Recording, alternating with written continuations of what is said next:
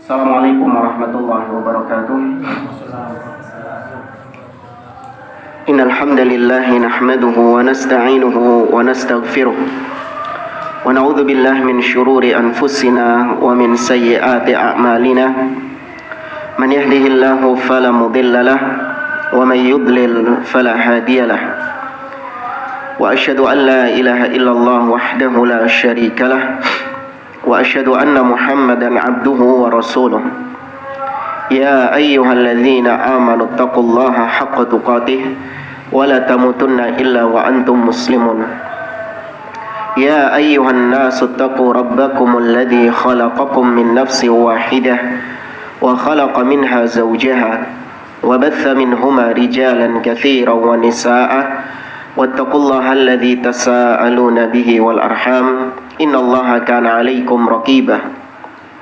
Ya ayyuhalladzina amanu taqullaha wa qulu qawlan sadida yuslih lakum a'malakum wa yaghfir lakum dhunubakum wa may yuti'illaha wa rasulahu faqad faza fawzan 'azima. Amma ba'd.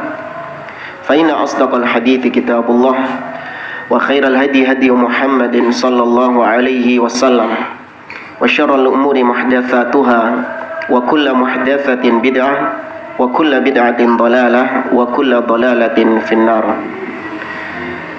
Ma'asyiral muslimin, ikhwani fillah rahimani wa rahimakumullah. Kita melanjutkan kembali pembahasan tentang al-iman bil yaumil akhir, mengimani hari akhir. Setelah pada pertemuan sebelumnya kita membahas tentang perkara yang wajib kita imani berkaitan dengan iman kepada hari akhir, yaitu mengimani hisab, adanya hisab. Berlanjut ke pembahasan berikutnya, yaitu mengimani adanya al-haud atau telaga yang ada di akhirat. Ya, ini termasuk di antara poin iman kepada hari akhir. Dan sebagaimana biasa kita mengambil referensi dari syarah Al-Aqidatil Wasithiyah oleh Syekh Muhammad bin Shalih Al-Utsaimin. Disebutkan tentang ucapan Syekhul Islam Ibnu Taimiyah dalam Al-Aqidah Wasithiyah bahwa Syekhul Islam mengatakan wa fi arasatil qiyamah al-haudu al-mawrudu lin nabi sallallahu alaihi wasallam. Dan pada arasat, ya, arasat maksudnya adalah tempat yang lapang, tempat yang luas di hari kiamat. Itu maksudnya di padang mahsyar. Ya, tempat yang lapang, tempat yang luas, itu ada al-haud, ada telaga yang dimiliki secara khusus oleh Nabi Muhammad SAW. Secara asal semua nabi dan rasul itu memiliki telaganya masing-masing. Kata Nabi SAW, inna likulli nabiyyin haudon. Sesungguhnya setiap nabi itu punya telaga sendiri-sendiri. Yatabahawna fihi. Mereka saling berlomba-lomba, berbangga-bangga dengan telaganya masing-masing.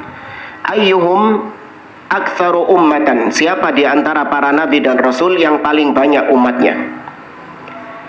Dan Nabi mengatakan bahwa telaga beliau adalah telaga yang paling banyak umatnya, telaga yang paling banyak pengunjungnya.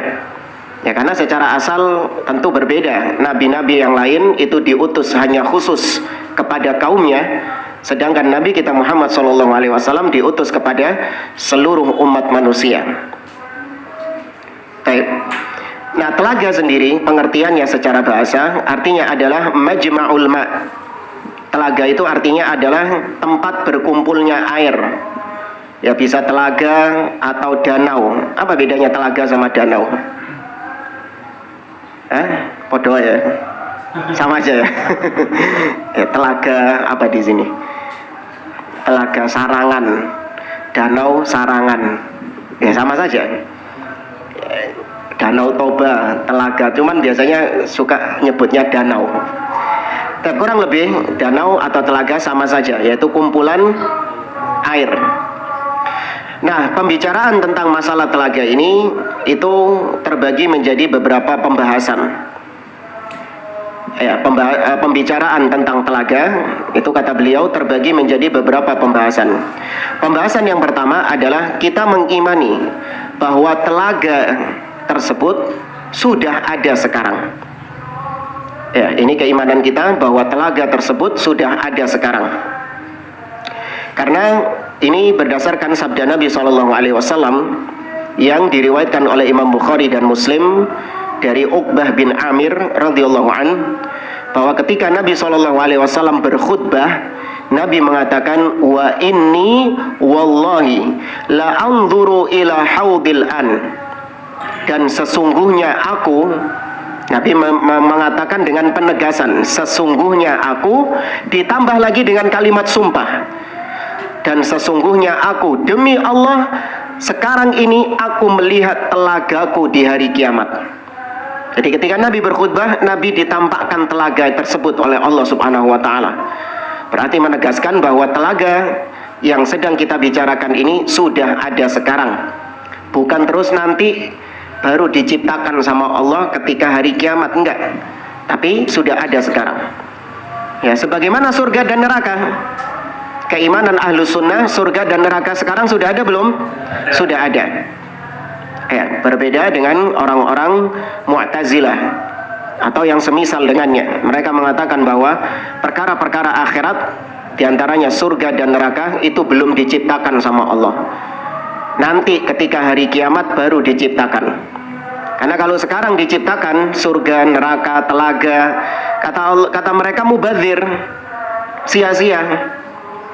Ya, maka kita jawab, meskipun kita nggak tahu apa hikmahnya Allah sudah menciptakan surga, neraka, dan perkara-perkara yang lain, maka kita mengimani bahwa Allah ketika menciptakan sesuatu tidak ada yang sia-sia, tidak ada yang mubadzir. Ya, pasti ada hikmahnya. Hanya saja kita tidak mengetahui hikmahnya apa. Nah, ketidaktahuan kita terhadap hikmah tidak mengharuskan kita menolaknya. Ini kaidah penting jamaah. Ketidaktahuan kita terhadap tujuan kenapa Allah begini, kenapa Allah begitu, tidak mengharuskan kemudian kita menolaknya. Ya. Jangankan perkara yang berkaitan dengan apa yang diperbuat sama Allah, berkaitan dengan perkara-perkara dunia saja, kalau kita nggak tahu hikmahnya apa, kita mengimaninya, kita mempercayainya. Seperti misalnya kalau kita melihat ada mungkin suka nonton bola misalnya, tapi ada permisalan lain nggak? Biar cepat saja, bola misalnya. Ketika kita ngelihat ada pertandingan sepak bola, kemudian ada pemain yang diganti sama pelatihnya. Ya kan, ada pemain yang diganti sama pelatihnya, padahal dia ini pemain hebat, tapi diganti oleh pelatihnya di tengah-tengah pertandingan, diganti, apalagi posisinya memang sedang tertinggal. Ya, mungkin kita akan mengatakan, loh kok diganti sih? Wah, ini pelatih gimana ini, goblok ini, idiot ini, macam-macam gitu. Ya, tapi penonton yang bijak, dia itu paham bahwa pelatih ketika mengganti pemain tersebut pasti ada apanya? Tujuan. Pasti ada tujuannya, pasti ada hikmahnya. Meskipun kita nggak tahu hikmahnya apa, tapi kita percaya apa yang dilakukan sama pelatih itu pasti yang terbaik. Tuh, masalah dunia saja kita percaya, kita mengimaninya. Apalagi Allah. Kenapa Allah sudah menciptakan telaga sekarang? Kenapa Allah sudah menciptakan surga sekarang? Kenapa Allah sudah menciptakan neraka sekarang? Kita mengimani semua ini pasti ada hikmahnya, meskipun kita nggak tahu hikmahnya apa. Ya, karena Allah punya nama Al-Hakim. Di antara makna Al-Hakim adalah Allah itu bijak, pasti punya hikmah dalam semua ketetapannya, dalam semua takdirnya, dalam semua apapun yang diperbuat, dikehendaki sama Allah, pasti ada hikmahnya. Dan itu yang ditanamkan dalam fitrah kita. Ya kan, kita biasanya kalau teman kita ketimpa musibah, kita menenangkan dengan mengatakan sudah, semua ini pasti ada hikmahnya. Itu ucapan orang-orang awam kan gitu kan. Itu fitrah itu. Menetapkan Allah punya hikmah. Tapi kalau ahli bidah, mereka mengatakan Allah tidak memiliki hikmah. Allah berbuat, ya berbuat, namun tidak ada tujuan di situ. Tidak ada hikmah yang ingin dicapai sama Allah. Kenapa alasannya? Akal. Karena menurut mereka, kalau Allah melakukan sesuatu dengan tujuan, berarti Allah belum sempurna kalau tujuannya belum tercapai. Paham nggak akalnya itu? Ya. Allah menciptakan jin dan manusia, hikmahnya apa? Untuk beribadah kepadanya. Berarti ketika belum diciptakannya jin dan manusia, Allah belum mendapatkan tujuan itu. Ketika Allah belum mendapatkan tujuan itu, berarti Allah belum sempurna. Baru Allah menciptakan jin dan manusia supaya tujuannya tercapai. Maka berarti Allah butuh dengan tujuan tersebut. Sehingga kalau tujuan itu belum tercapai, maka Allah belum sempurna katanya. Paham maksudnya syubhatnya ini? Gak paham gak apa-apa sih. Wong ini syubhat kok. Yang penting ahlu sunnah menetapkan Allah sempurna. Ya, Allah itu sudah sempurna. Meskipun hikmah-hikmah tujuan-tujuannya tersebut itu belum dilaksanakan, belum digagas, belum dilakukan sama Allah, namun kita yakini Allah sudah sempurna. Ya. Tapi itu pembahasan pertama yang berkaitan dengan haud atau telaga. Ya, telaga sudah ada sekarang. Kemudian pembahasan yang kedua, hadzal haud yasubbu fihi mizaban minal kautsar. Telaga itu ada 2 talang. Ya, telaga itu memiliki 2 talang yang mengalirkan air dari Al-Kautsar. Apa Al-Kautsar? Sungai yang ada di surga. Di antara tafsiran para ulama, inna a'tainakal kautsar. Sesungguhnya kami memberikan kepadamu wahai Muhammad Al-Kautsar. Al-Kautsar secara bahasa artinya al-khair, al-khair al-katsir, yaitu kebaikan-kebaikan yang banyak. Al-Kautsar dari kata al-katsir, kebaikan-kebaikan yang banyak. Jadi Nabi diberikan banyak kebaikan sama Allah Azza wa Jalla. Itu makna secara umum Al-Kautsar. Tapi makna secara khusus ditafsirkan langsung oleh Nabi SAW. Al-Kautsar nahrun wa'adanihi Rabbi fil jannah. Al-Kautsar adalah sungai yang Allah janjikan untukku di surga kelak. Ya, jadi airnya Al-Kautsar dengan airnya telaga itu sama. Cuman bedanya apa? Al-Kautsar itu di surga, kalau telaga di padang mahsyar sebelum surga. Memang ada khilaf di antara para ulama ya. Ini kita sampaikan karena memang ini khilaf dalam masalah furu' akidah, cabang akidah. Yang kalau seorang berbeda di dalam masalah ini, maka dia tidak dikatakan menyimpang, tidak dikatakan sebagai orang yang sesat, ahli bid'ah dan seterusnya. Tidak. Ini pembahasan cabang akidah. Mereka semua sama-sama menetapkan ada namanya telaga itu. Ya. Cuman perbedaan mereka adalah di mana telaga tersebut. Apakah sebelum sirat, atau setelah melewati sirat, atau sudah ada di dalam surga. Karena ada yang mengartikan bahwa telaga itu adalah Al-Kautsar itu sendiri. Tapi ini pendapat yang lemah. Karena telaga berbeda dengan Al-Kautsar. Sehingga yang jadi perdebatan runcing, perbedaan yang mengerucut, yaitu telaga ini sebelum as-sirat atau setelah as-sirat. Hanya itu saja. Cuman wallahu a'lam, yang lebih rajih telaga itu sebelum as-sirat. Ya, karena kalau sudah selesai dari sirat, maka tinggal apa? Surga. Iya. Karena kalau sudah sirat, ya sudah surga, gitu loh. Nah, ini sebelum sirat. Baik. wa huwa an-nahrul 'azim alladhi utihi an-nabi sallallahu alaihi wasallam fil jannah yanzilani ila hadzal haud. Ya, dua talang itu disebutkan dalam satu riwayat minadz zahab. Satu dari al-warid, yang satu dari adz-zahab. Dua talang itu yang pertama dari emas dan yang kedua dari perak. Ya, minadz zahab wal warid, dari emas dan perak. Mengalir dari situ air dari telaga, air dari sungai Al-Kautsar. Kemudian yang ketiga, pembahasan yang ketiga, nah ini yang tadi kita bahas, zamanul haud qabla al-ubur ala sirat. Waktu telaga itu adalah sebelum melewati sirat. Ya, telaga itu terjadinya sebelum melewati sirat. Kenapa? Kata Syekh Utsaimin, li'annal maqam yaqtadi dzalik. Karena memang kondisinya mengharuskan demikian. Di mana tatkala di padang mahsyar, dihisab, ya ditimbang, orang itu dalam kondisi yang kepayahan, dalam kondisi yang kelelahan, matahari didekatkan dengan jarak yang sangat dekat, menjadikan mereka kehausan, maka mereka butuh dengan air tersebut.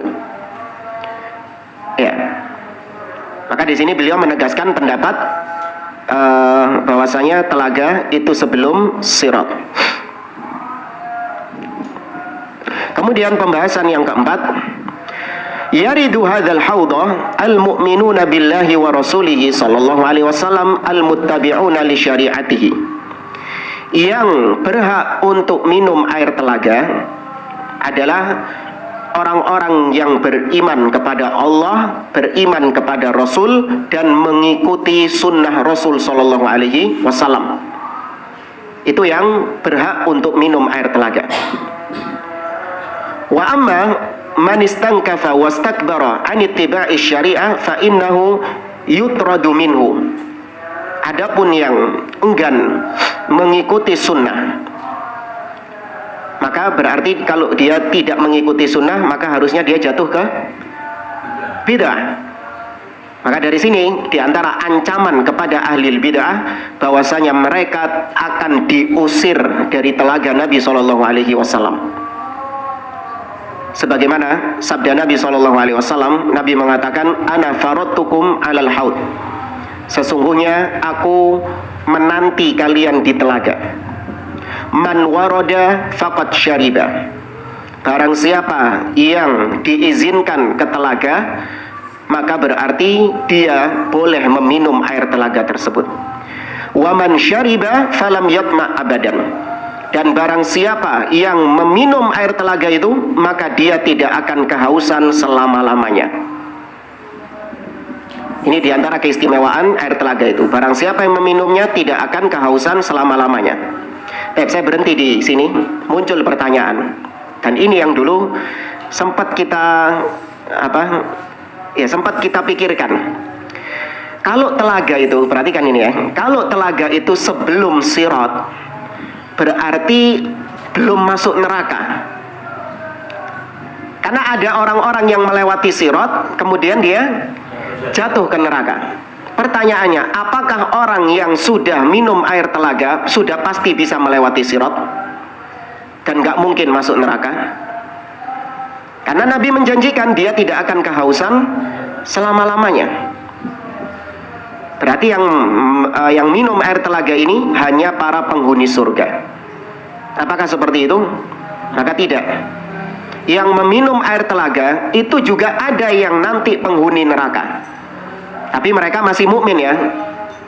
Mereka masih beriman. Yaitu orang-orang yang berbuat maksiat, pelaku-pelaku dosa dari kalangan kaum mukminin. Mereka ketika melewati sirat, ya bisa jadi jatuh, diadab di neraka tersebut meskipun tidak kekal. Terus gimana? Mereka kan sudah minum air telaga, kok mereka masih disiksa? Ya, maka dijawab oleh para ulama, diantaranya Syekh Muhammad bin Shalih Al-Utsaimin, bahwasanya mereka meskipun sudah minum air telaga, mereka tetap disiksa di neraka, namun mereka tidak disiksa dengan siksaan kehausan. Karena siksa neraka itu bermacam-macam. ada yang disiksa dengan kelaparan, ada yang disiksa dengan kehausan, ada yang disiksa dengan disetrika, ya, sebagaimana dalam surah At-Taubah, fatuqwa biha jibahuhum wa junubuhum wa dhuhuruhum, maka disetrika dahi mereka, lambung mereka, dan punggung mereka. Ini siksaan bagi pelaku apa? Iya, yang tidak mengeluarkan zakat. Jadi siksa neraka itu bermacam-macam. Nah, orang beriman yang sudah minum air telaga, meskipun dia masuk neraka, namun dia tidak disiksa dengan kehausan, tapi disiksa dengan siksaan-siksaan yang lainnya. Ya, ini menggabungkan hal tersebut. Baik. Kemudian kata Nabi, wala yaridanna alayya aqwamun a'rifuhum wa ya'rifunani. Kemudian ada sekelompok kaum yang aku mengenal mereka dan mereka mengenalku. Mereka mau masuk telaga itu. Thumma yuhalu baini wa bainahum. Tapi ternyata dihalangi. Ya, dihalangi oleh para malaikat sehingga mereka diusir dari telaga tersebut. Maka Nabi SAW mengatakan ummati, ummati. Dalam riwayat yang lain, ashabi, ashabi. Sahabatku, sahabatku. Maka kemudian Allah mengatakan kepada Nabi, innaka la tadri ma ahdatsu ba'dak. Sesungguhnya engkau tidak tahu wahai Muhammad apa yang mereka ada-adakan sepeninggalmu. Tapi di sini ada beberapa catatan di hadis ini. Hadis ini sering digunakan oleh orang-orang Syiah Rafidhah untuk mengkafirkan para sahabat. Membuktikan bahwa sahabat itu tidak semuanya orang beriman. Ada sahabat-sahabat yang munafik, ada sahabat-sahabat yang tertolak keimanannya. Buktinya di sini Nabi mengatakan ashabi, ashabi, sahabatku, sahabatku. Ya, kok ahlu sunnah mengatakan bahwa semua sahabat ini orang-orang yang udul, orang-orang yang soleh? Ya, kata mereka tidak. Ya, mereka bawakan hadis ini. Maka gimana bantahnya? Bantahnya dari beberapa sisi. Sisi yang pertama, kita katakan bahwa ashabi itu memang secara makna maksudnya adalah sahabat Nabi SAW. Tapi ingat, yang namanya sahabat Nabi memang betul ada di antara mereka yang cuman imannya pura-pura, menampakkan keimanan dan menyembunyikan kekafiran. Mereka ini zahirnya loh ya, kita bilang zahirnya sama nggak seperti sahabat-sahabat yang lain? Sama. Abdullah bin Ubay bin Salul and the gang, ya, orang-orang munafik. Makanya Nabi SAW ketika Abdullah bin Ubay bin Salul ini banyak berbuat onar, diantaranya menyebarkan isu tentang siapa yang berzina? Aisyah. Ketika Allah menurunkan surah An-Nur, maka Umar ibnu Khattab minta izin kepada Nabi untuk memenggal kepalanya Abdullah bin Ubay bin Salul. Umar mengatakan, ya Rasulullah, da'ni adribu unuqahu. Wahai Rasulullah, izinkan aku memenggal leher orang ini. Maka apa jawabannya Nabi? La hatta la yuqal anna Muhammadan qatala ashabahu. Jangan. Aku khawatir nanti orang-orang akan mengatakan bahwa Muhammad membunuh siapa? Sahabatnya. Nah, Nabi menganggap Abdullah bin Ubay itu sahabat karena dari sisi zahirnya memang sama seperti sahabat yang lain. Maka maksud Nabi mengatakan ashabi, ashabi bisa jadi yang pertama adalah orang-orang munafik. Yang Nabi SAW menganggap zahir mereka adalah sahabat. Kemudian bantahan yang kedua, bisa jadi yang dimaksud ashabi, ashabi memang beneran sahabat yang bukan munafik, namun mereka adalah orang-orang yang murtad setelah Nabi wafat, yaitu orang-orang yang masuk Islam di akhir-akhir hidupnya Nabi SAW. Mereka tetap secara asal dikatakan sahabat. Allah mengatakan, idza jaa nasrullahi wal fath wa ra'aitan nasa yadkhuluna fi dinillahi afwaja. Dan kau melihat orang-orang berbondong-bondong masuk ke dalam agama Islam. Ya, orang-orang badui-badui itu di akhir-akhir hidupnya Nabi, mereka berbondong-bondong masuk ke dalam agama Islam. Mereka berjumpa dengan Nabi SAW. Namun ternyata setelah Nabi wafat, sebagian mereka apa? Murtad, keluar dari Islam. Makanya dalam riwayat yang lain, Allah katakan kepada Nabi, innaka la tadri ma baddalu ba'dak. Kau tidak tahu, wahai Muhammad, bahwasanya mereka ini mengganti agamanya setelah kau meninggal, sepeninggalmu. Ya, ini kemungkinan kedua. Maksudnya ashabi adalah orang-orang yang murtad sepeninggal Nabi SAW. Kemudian bantahan ketiga, kata-kata as-sahabah, ya, kata-kata as-sahabah itu ada 3 maknanya. Ya, as-sahabah itu ada 3 maknanya. Yang pertama, sahabat secara syar'i. Ya, sahabat secara syar'i, yaitu siapa saja yang berjumpa dengan Nabi SAW, beriman dengan Nabi, dan mati di atas keimanan. Ini makna sahabat secara syar'i. Kemudian yang kedua, makna sahabat secara urfi. Apa itu secara urfi? Yaitu sahabat-sahabat Nabi tadi, siapa di antara mereka yang lebih dekat dengan Nabi? Siapa di antara mereka yang lebih dulu bersahabat dengan Nabi? Maka dari sisi ini, Abu Bakar itu sahabat Nabi jika dibandingkan dengan Abu Hurairah. Karena yang paling dekat dengan Nabi siapa? Abu Bakar. Nah, dari sini kita tahu hadis Nabi SAW tentang 70.000 golongan yang masuk Islam, masuk surga tanpa hisab dan tanpa adab. Ya kan? Nabi kan ngomong gitu kepada para sahabat. Akan ada 70.000 yang masuk Islam, masuk surga tanpa hisab, tanpa adab. Nah, setelah ngomong gitu, Nabi masuk.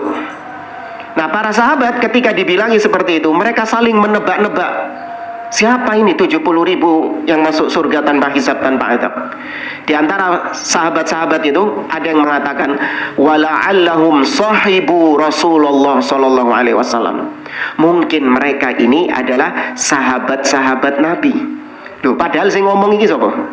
Sahabat juga. Pernah tahu nggak itu? Nah, hadis ini pernah tahu kan? Bisa jadi mereka itu yang 70.000 masuk surga, mereka itu sahabat Nabi. Loh, saya ngomong ini loh, sahabat. Maka dari situ namanya urfi. Artinya maksud mereka, mungkin mereka ini sahabat Nabi, artinya yang lebih dekat dengan Nabi SAW. Ya. Demikian juga ucapan Nabi kepada Khalid ibnul Walid. Nah, Khalid ibnul Walid pernah dikatakan kepada dia, Nabi SAW mengatakan, la tasubbu ashabi. Jangan kau mencela sahabatku. Loh, padahal Nabi ngomong kepada siapa?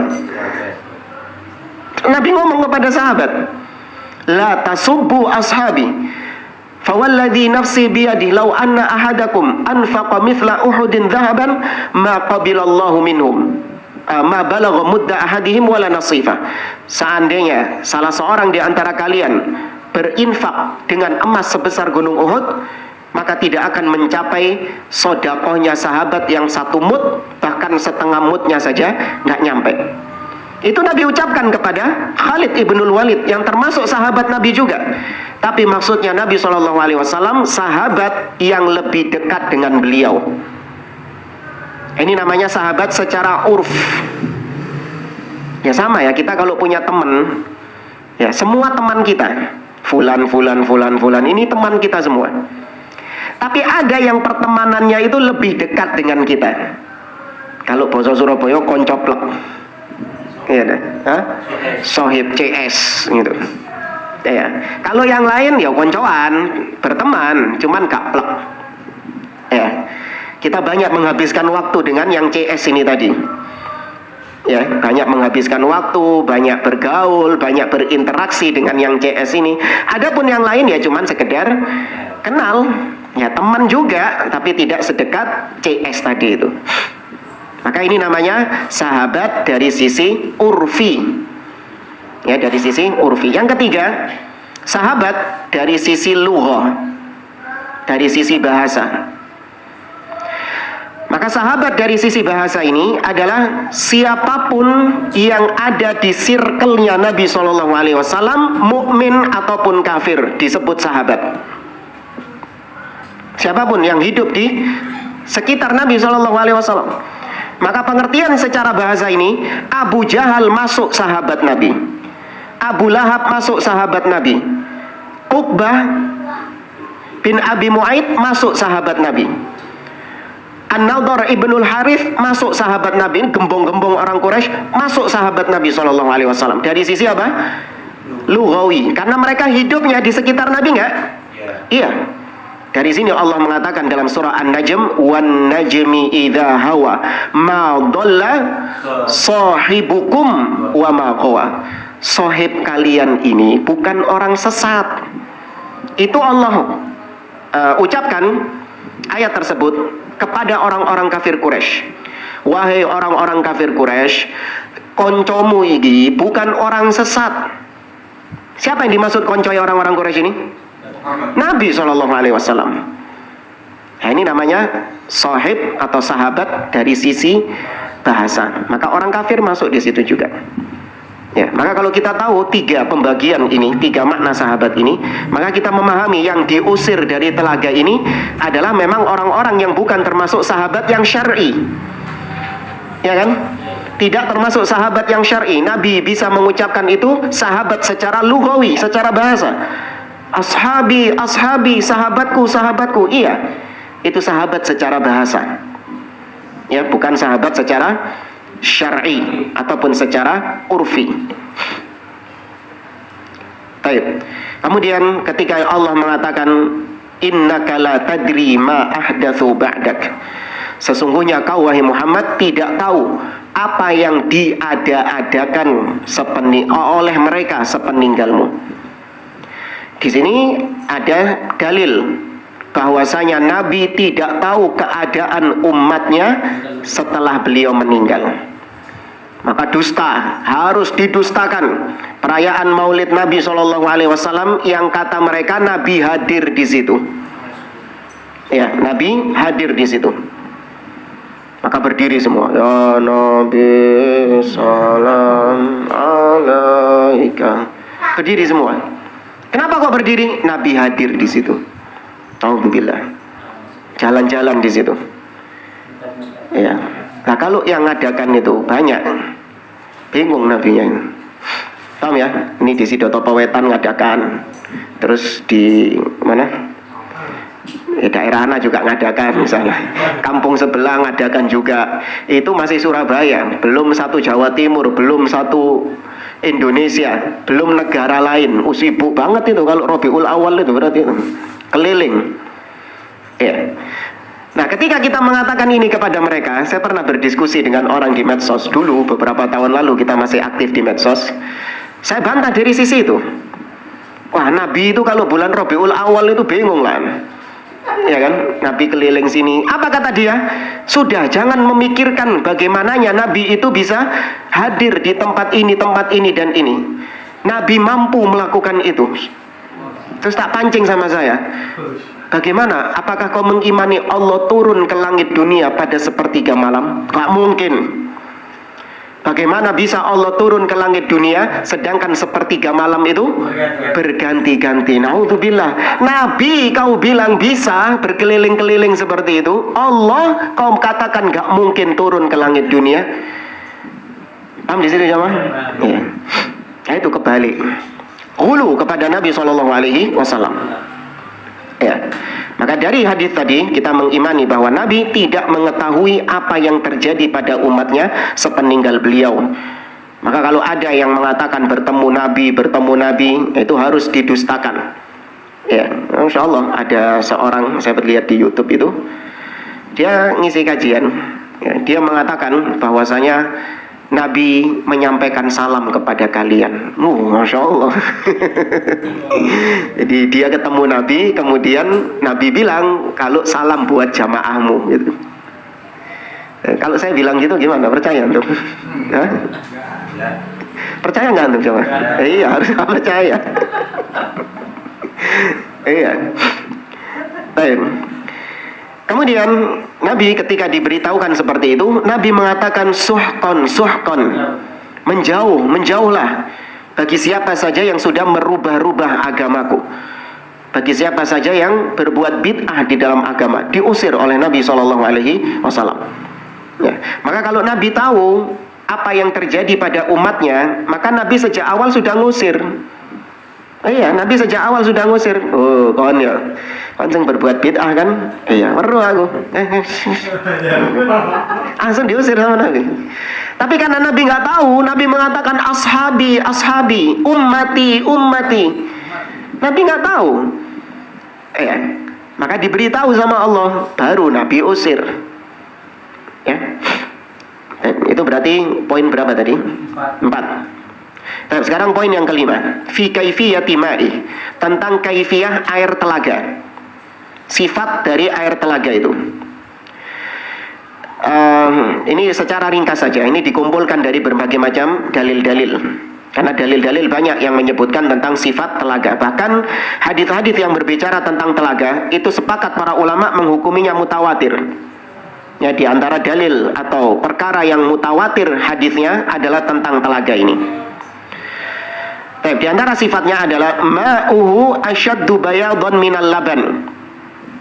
Airnya lebih putih daripada susu. Ya, airnya lebih putih daripada susu. Kemudian adapun rasanya wa ahla minal asal, lebih manis daripada madu.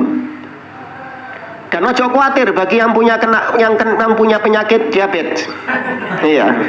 Gak usah takut gitu. Karena tidak ada namanya penyakit di akhirat, tidak ada.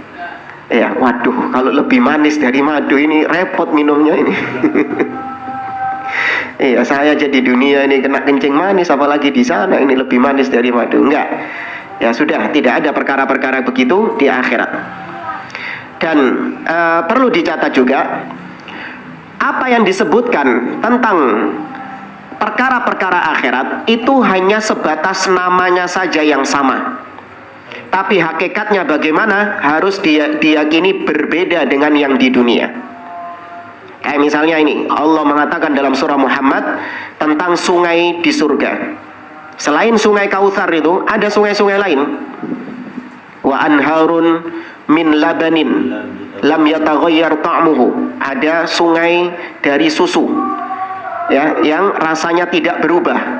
Beda kalau di dunia susu, ya, diamkan selama beberapa jam saja, nggak tahu berapa jam. Diamkan saja, kemudian langsung berubah rasanya. Kalau di akhirat tidak berubah rasanya. Wa anharun min asalin musaffa min khamril ladzatin lisyaribin, dan sungai yang terbuat dari khamr yang sangat melezatkan bagi orang yang meminumnya. Khamr di akhirat sama nggak dengan khamr di dunia? Beda, namanya sama-sama khamr namun hakikatnya berbeda. Ya, kalau khamr di dunia, mampu badek nih. Ya, khamr di akhirat lezat. Ya, wa anharun min asalin musaffa, dan sungai yang terbuat dari madu. Nah, madunya juga berbeda dengan madu yang ada di dunia, tapi tetap diyakini itu madu, susu, khamr. Ya, tetap diyakini itemnya sama, jangan ditakwil-takwil kemana yang lain, enggak. Madu ya madu, susu ya susu, khamr ya khamr, tapi hakikatnya berbeda. Sudah gitu aja. Ya.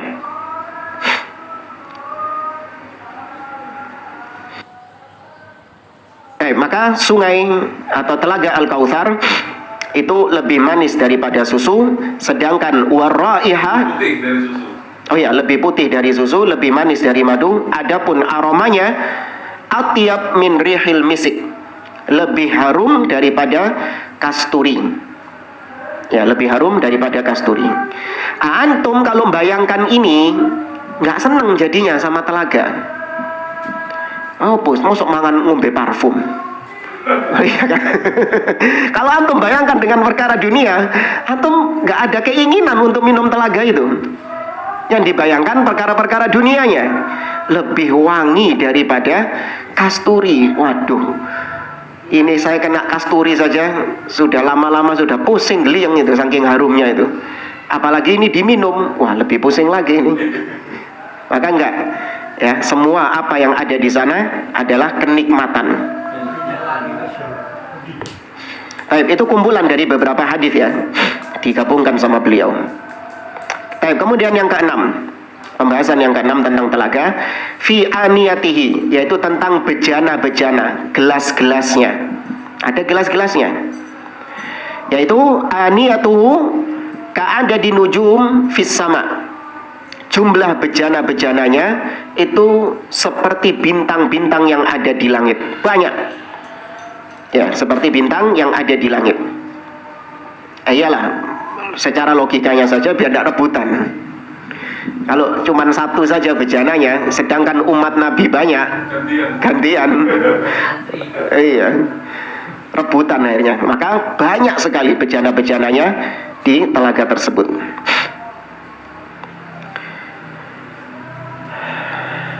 Kemudian perkara yang ketujuh, yaitu atharu hadzal haud, pengaruh dari minum telaga. Apa sih pengaruhnya minum air telaga ini? Yaitu man yashrab minhu syurbatan lam yatma ba'daha abadan. Yaitu barang siapa yang meminum air telaga tersebut, maka meskipun satu teguk klok gitu toh, maka dia tidak akan kehausan selama-lamanya. Kelegaan. Baik, ada yang mentakwil atau bukan mentakwil, ada yang mengartikan tadi masalah tentang wah kalau gitu sudah pasti masuk surga dong yang minum telaga ini. Ya, maka ada yang mencoba untuk memberikan jawaban lain bahwasanya dia tidak akan kehausan sampai ngelewati sirat tok. Paham ya? Dia tidak akan kehausan hatta ala sirat, sampai dia melewati sirat. Ini dibantah oleh para ulama, pendapatnya lemah. Karena Nabi mengatakan la yatma abadan, selama-lamanya dia tidak akan kehausan. Meskipun masuk neraka dia tidak akan kehausan. Yaitu Allah tidak akan menyiksa dia dengan siksaan berupa kehausan. Ya, karena kita lihat di surat Al-Ghasyiyah, ya kalau nggak salah di surat Al-Ghasyiyah, di tafsirnya Syekh Muhammad bin Shalih Al-Utsaimin, disebutkan bahwa penghuni neraka mereka ini kehausan, mereka meminta air. Di surat Al-A'raf, ya di surat Al-A'raf para penghuni neraka ini disiksa dengan kehausan. Allah mengatakan dalam surat Al-A'raf, wa nada ashabun nari ashabal jannah an afidu alaina minal ma' au mimma razaqakumullah. Kata penghuni neraka kepada penghuni surga, wahai penghuni surga, beri kami air. Beri kami air atau apapun yang Allah berikan kepada kalian di surga, kasih ono kami ini, kasihkan kepada kami. Maka kata penghuni surga, qalu innallaha harramahuma 'alal kafirin. Sesungguhnya itu semua diharamkan bagi orang-orang kafir. Jadi mereka disiksa dengan kehausan. Bahkan karena nggak ada minuman lagi, mereka rela minum dengan rislin, dengan nanah.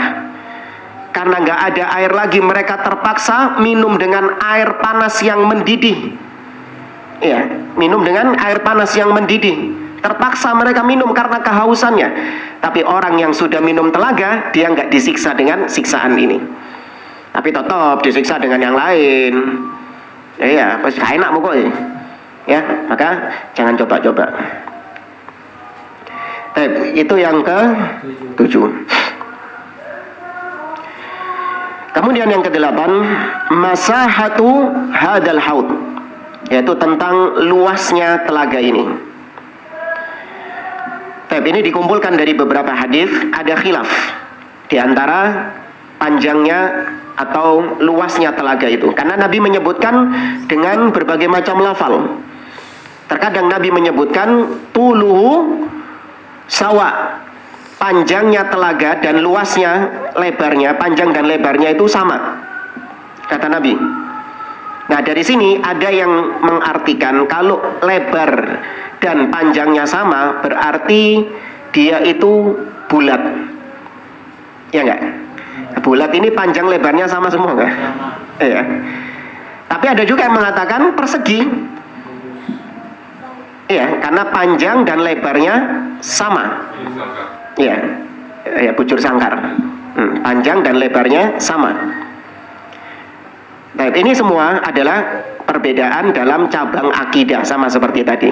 Ya, tidak mengharuskan yang berbeda kemudian divonis keluar dari ahlus sunnah menjadi ahlul bid'ah, tidak. Ya, Nabi menyebutkan dengan lafal-lafal yang beragam. Tuluhu kamasirati min minal Madinah ila Son'a misalnya. Panjangnya itu seperti perjalanan antara Madinah ke Son'a. Nah, Son'a itu kota di Yaman. Ada juga yang menyebutkan min Aila ila Amman, dari kota Aila ke Amman. Ya, Amman ada di Syam, Aila juga di Syam juga. Ini semua perbedaan lafal-lafal seperti ini. Kenapa Nabi menyebutkannya berbeda-beda? Itu tergantung dengan siapa sahabat yang diajak bicara. Siapa sahabat yang diajak bicara. Kalau sahabat yang diajak bicara ini adalah orang-orang yang memang mungkin berasal dari Syam, maka Nabi mendekatkan pemahamannya dengan kota-kota yang ada di Syam. Kalau dia ini adalah sahabat yang berasal dari Madinah, maka digambarkan perjalanannya seperti Madinah ke kota tertentu. Ini sama seperti kita ya, kalau membicarakan panjang sesuatu, itu kita memisalkan dengan tempat-tempat yang memang kita sudah kenal di situ. Ya, jauh nggak rumahnya dia? Atau tempatnya jauh nggak? Oh nggak jauh. Kayak dari sini ke Wahid Hasyim sini misalnya, atau kalau kayak dari sini ke Kenjeran misalnya, gitu. Iya, kita memisalkan dengan yang terdekat. Saya nggak pernah lihat misalnya kalau kita ditanya tentang tempatnya jauh atau enggak, itu kita memisalkan dengan tempat-tempat yang nggak kita kenal gitu. Jaraknya dekat nggak? Oh enggak, kayak dari Washington ke New York. Bingung. Washington ke New York, ya apa? Nggak tahu. Ya, maka ini kenapa ada perbedaan tempat atau perbedaan lafal dari Nabi tentang panjang dan luasnya telaga itu bagaimana. Tapi intinya kesimpulannya telaga Nabi sangat luas sekali. Ya, telaga Nabi sangat luas sekali. Permasalahan yang ke-9. Halil anbiya'il akharin ahwadun. Apakah setiap nabi punya telaga? Ini sudah kita singgung tadi. Maka jawabannya na'am. Iya, setiap nabi punya telaga masing-masing. Datang dalam riwayat Tirmidzi, Nabi bersabda, "Inna likulli nabiyyin haudon." Sesungguhnya setiap masing-masing nabi itu punya telaga. Ya. Dan kemudian penutup di sini. Anna Allah azza wa jalla bihikmatihi wa adlihi kama ja'ala lin nabi Muhammadin sallallahu alaihi wasallam haudan yariduhul mu'minuna min ummati kadzalika yaj'alu likulli nabiyyin haudan. Yaitu Allah dengan hikmahnya, sebagaimana Allah menjadikan bagi umat Nabi Muhammad, Allah jadikan telaga, maka demikian juga dengan keadilan Allah, Allah jadikan bagi umat-umat sebelum umatnya Nabi Muhammad, Allah juga berikan kepada mereka telaga tersebut. Maka man syariba sunnatahu fid dunya syariba haudahu fil jannah. Nah, ini ungkapan dari para ulama untuk kita berpegang dengan sunnah. Barang siapa yang meminum sunnah Nabi di dunia, artinya dia berpegang dengan sunnah Nabi di dunia, maka dia diizinkan kelak di akhirat untuk meminum air telaga Nabi Shallallahu Alaihi Wasallam. Maka intinya ittiba, untuk bisa meminum surga, meminum air telaga adalah ittiba, mengikuti Nabi Shallallahu Alaihi Wasallam. Baik jamaah rahimani wa rahimakumullah, selesai pembahasan tentang haud.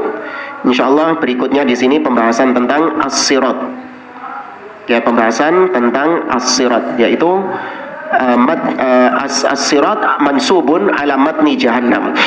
yaitu jembatan yang ditancapkan membentang di atas neraka jahanam.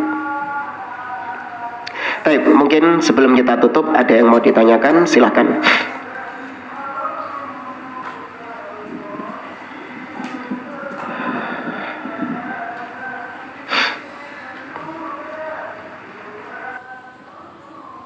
Ada.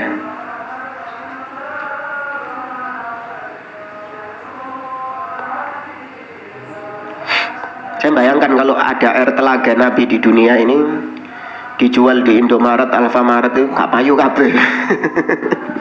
Minuman-minuman di sana gak laku semua itu. Iya.